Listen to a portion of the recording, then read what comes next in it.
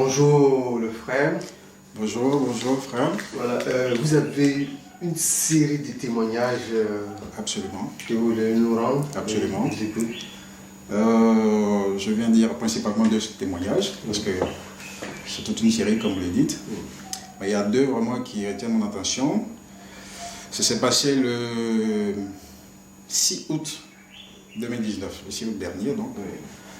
Alors, à la veille de la fête de l'indépendance, d'accord. Donc je partais d'un village, j'étais à l'intérieur, je partais d'un village à une ville, et dès que je suis sorti du village, quelques minutes plus tard, je sens un véhicule dans mon dos. Donc je vois le véhicule qui s'approche, à vive allure, hein, donc je mets mon clignotant à droite pour le laisser passer, il ne passe pas. Donc, quand j'accélère, il accélère, quand je ralentis, il ralentit. Je me suis dit sur moi qu'il ne connaissait pas la route, donc il me suivait pour, pour voir la route parce qu'il y avait beaucoup de nids d'épaule. On a roulé comme ça sur une bonne dizaine de kilomètres. Et puis à la montée d'un village, juste, il y a une côte, juste avant de monter, prendre la côte, mon moteur s'est éteint. Brusquement, le moteur s'est éteint, je regarde le tableau, tout est allumé. Je me dis, mais qu'est-ce qui se passe? Et moi, mon moteur, quand il s'éteint, la direction se bloque automatiquement. Donc ma direction est bloquée. Et je suis en train de partir sur l'autre voie. Je vais dans l'autre sens, je vais sur l'autre voie. Et je sens un véhicule qui descend la côte. Vraiment à vive allure, à toute vitesse. Et avec les phares allumés pour me dire que bon, je ne peux pas m'arrêter. Je sens le véhicule tout proche là, donc je donne un coup de frein. Donc quand je freine, le véhicule qui est dans mon dos depuis me prend automatiquement à l'arrière. Une 4x4. Un 4x4. Hein. Flambant neuf, c'est même pas encore immatriculé. Donc le 4x4 me frappe derrière. Logiquement, ça doit me propulser sur la voiture qui vient. Oui. Voilà.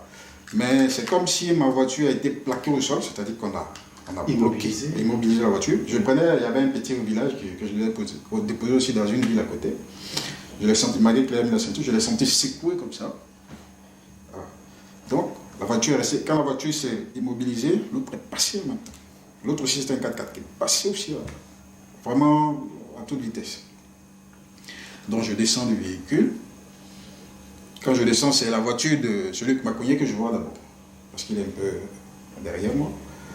Donc je regarde, son pare-choc est déboîté, la tôle en face s'est rentrée, sous son phare, c'est rentré carrément. Donc là, j'attrape la tête, je dis, mais c'est qu'il a bougé l'arrière de ma voiture. C'est un 4x4 avec... C'est un 4x4, j'ai dit, tout neuf. Et vous, votre petit véhicule? Un petit véhicule, hein, française, on a pour habitude, les Français ne sont pas solides et tout ça. Donc. Je regarde, je dis, mais ça, il a bougé l'arrière de la voiture. Donc je m'approche, je n'ai même pas regardé ma voiture, je vais directement vers eux. Je demande si ça va, il sort, il a la tête baissée, il ne peut même pas parler, lui-même il est étonné. Donc son patron sort, c'était un véhicule de... C'est pas d'un service, ça fait d'une société. Voilà. Son patron sort de l'autre côté, il commence à râler sur lui, mais je te dis de ne pas coller le monsieur, pourquoi tu le colles comme ça? Je te dis de ne pas coller.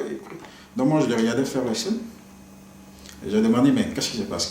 Il dit, il ne sait pas. Donc, le patron me demande, mais qu'est-ce qu'on fait? Je me sens moi que je me retourne pour regarder ma voiture. Et à la voiture, je dis que c'est le feu arrière qui est touché, mais même pas le bloc. C'est-à-dire que c'est le verre seulement du feu qui est touché. Je dis, mais les ampoules sont là, le bloc, rien n'est fait sur la voiture. J'ai regardé, j'ai commencé à sourire. J'ai dit au monsieur, allez-y. On va voir le véhicule, votre véhicule, voilà. L'arrière de votre véhicule. L'arrière, je vous assure que c'était incroyable.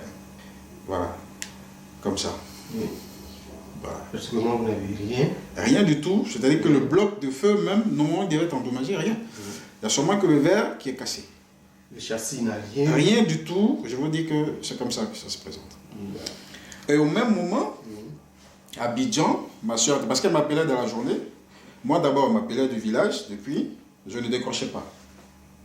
Parce que quelques jours avant, on m'avait appelé comme ça pour dire on a besoin d'argent, ça ne va pas, tout ça. J'ai fait une expédition et je devais venir avec une marchandise sur Abidjan.